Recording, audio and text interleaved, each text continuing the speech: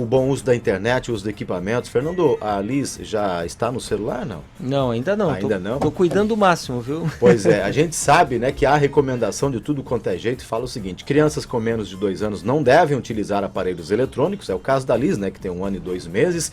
Crianças de 2 a 5 anos podem até utilizar os dispositivos, mas no máximo 1 hora por dia. A própria OMS, Organização Mundial da Saúde, até fala o seguinte, ó: tão importante quanto monitorar o tempo de uso de mídias eletrônicas é certificar de que as crianças também estão brincando e dormindo pelo tempo ideal. Esse assunto é importante e certamente necessita de discussão, por isso que a gente convidou hoje a professora Elza Giostre, que é diretora da Core International School, especialista em educação, com experiência já há bastante tempo nesse tema, e vai conversar com a gente sobre esse tema necessário na nossa atualidade. Professora Elza, bom dia, bem-vinda ao Jornal da Manhã. Bom dia a todos que nos escutam, a você, Marcos, você, Fernando. Obrigado, professora, por estar com a gente. A pergunta que não quer calar, né? Imagino que essa é uma pergunta que você deve receber várias vezes, né? Por quanto tempo meu filho pode brincar, por exemplo, no celular? O que a gente pode iniciar a discussão sobre esse tema, hein, professora? Bom, Marcos, em primeiro lugar, assim, celular não é brinquedo.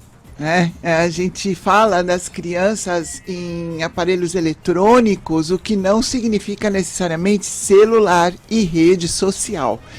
É uma preocupação muito grande nossa como educadores alertar para a entrada das crianças e jovens nas redes sociais. As redes sociais, elas não são um espaço para as crianças. Na verdade, no momento em que o acesso às redes sociais é pela internet, e a internet é uma rua do mundo.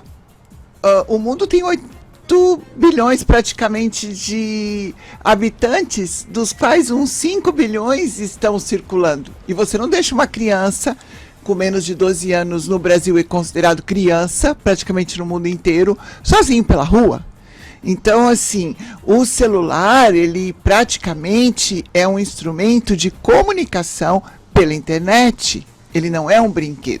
Você vai colocar um vídeo para o seu filho assistir quando está no carro, isso é uma outra história. Mas ele não é um brinquedo.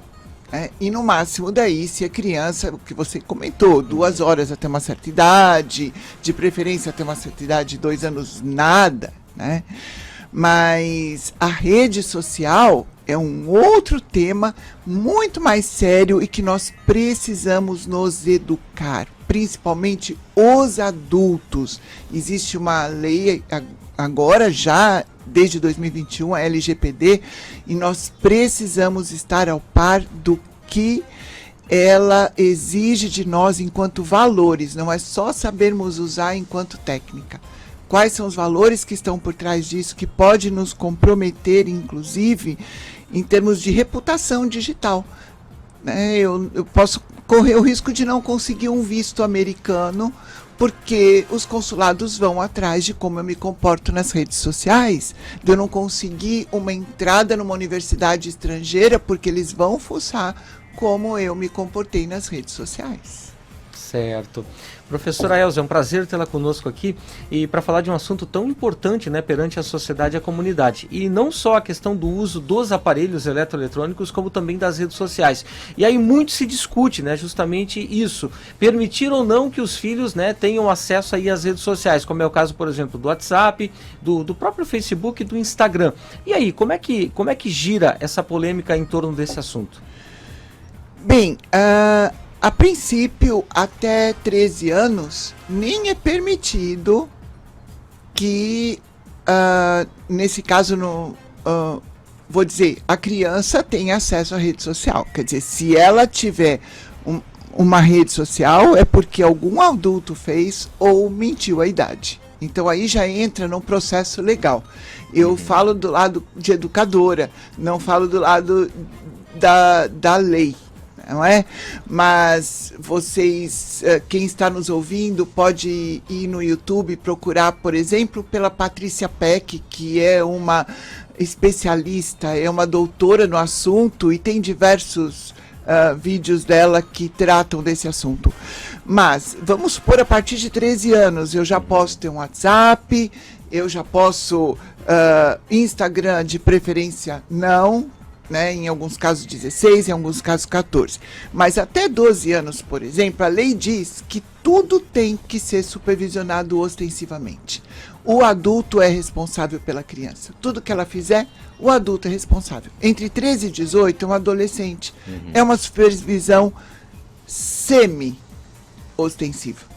A partir de 18, eu sou um adulto. Então, imagina um grupo de WhatsApp de amigos ou de família que eu tenho lá, ou eu tenho em casa, um irmão de 18, um de 15 e um de 6. E ali, o de 18 posta as coisas inadequadas.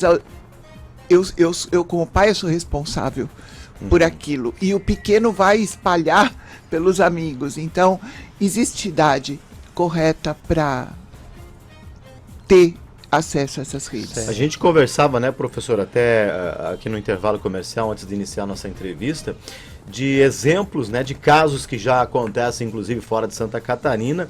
E aí eu já quero lhe encaminhar essa pergunta, que é o seguinte: se uma criança, menos de 12, 13 anos, tem acesso ao WhatsApp, por exemplo, e eventualmente envia alguma informação, algum conteúdo inapropriado, enfim, a responsabilidade é do pai, da mãe ou de alguém que seja responsável por esse menor.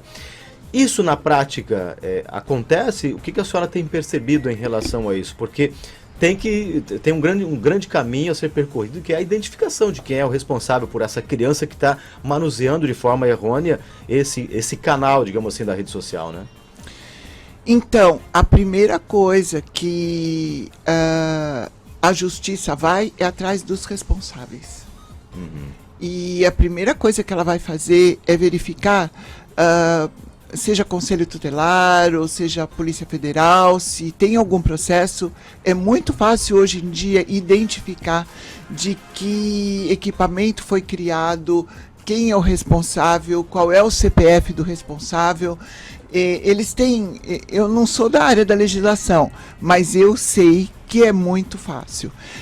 Inclusive com a entrada do ensino híbrido, nós nas escolas vivemos muito essa situação de ter que tomar cuidado, de famílias filmando aulas e tendo atitudes inadequadas. A escola é responsável por chamar atenção e repreender, porque existe uma lei por trás de proteção de dados dos menores, e os pais são responsáveis. E qualquer processo, eles respondem por isso. Professora, além, é claro, da intoxicação digital, né, que é o caso, por exemplo, das crianças passarem muito tempo, né, enfim, com o celular, com o smartphone, com o tablet na mão, seja ele fazendo o que for, né, assistindo desenho, por exemplo, um levantamento da Polícia Civil do Distrito Federal, por exemplo, revelou que nos últimos 5 anos, quase 15% dos registros de pedofilia na capital do país tiveram como meio de ação a internet. Eu queria que a senhora falasse um pouquinho também sobre essa relação, né, internet, pedofilia, que eu acho que é bastante interessante também para os pais que nesse momento nos acompanham aqui no Jornal da Manhã. Então, foi o que eu disse no começo. Você deixa o seu filho numa rua onde tem praticamente 5 bilhões de habitantes que você não conhece. E se você não supervisiona, qualquer assédio sobre o seu filho é sua responsabilidade. E você vai responder sobre alienação parental. É sua responsabilidade o que acontece com o seu filho. E acontece, é real. Existe um problema de reputação. E as pessoas, elas não se dão conta disso. Existe um índice de suicídios. O que acontece? Quando a gente dizia joga palavras ao vento, isso é de uma época que não existe mais. Eu quando pequena, a gente falava as coisas, as pessoas às vezes esqueciam, a gente contava com a possibilidade de esquecer. Hoje em dia não se apaga mais aquilo que foi registrado. É muito difícil se apagar o que foi registrado numa internet, uma fotografia, então os cuidados são muito grandes. Quando a gente fala em educação digital nas escolas, não é só ensinar a usar a técnica, é ensinar um comportamento. E isso a família precisa ensinar esse comportamento. 7 horas e 32 minutos, 7h32. Professora Elza, esse tema é muito bom, a gente ficaria o programa inteiro aqui discutindo sobre esse assunto, mas para finalizar eu quero lhe perguntar o seguinte, em relação à questão do limite, porque é muito comum a gente estar no restaurante e aí os pais querem conversar com amigos, seja lá com quem for, e aí a primeira atitude é celular na mão da criança, né? Seja lá qual idade for. E aí como impor, como trazer essa questão de limite para ter esse controle, para que não aconteça tudo isso que a gente está comentando aqui? Pois é, às vezes eu fico me perguntando, quando eu viajo para alguns países mais desenvolvidos, como é bacana a gente perceber as famílias interagindo com as crianças e se levam as crianças para os restaurantes, é porque querem que elas interajam e aí ninguém está com o celular na mesa.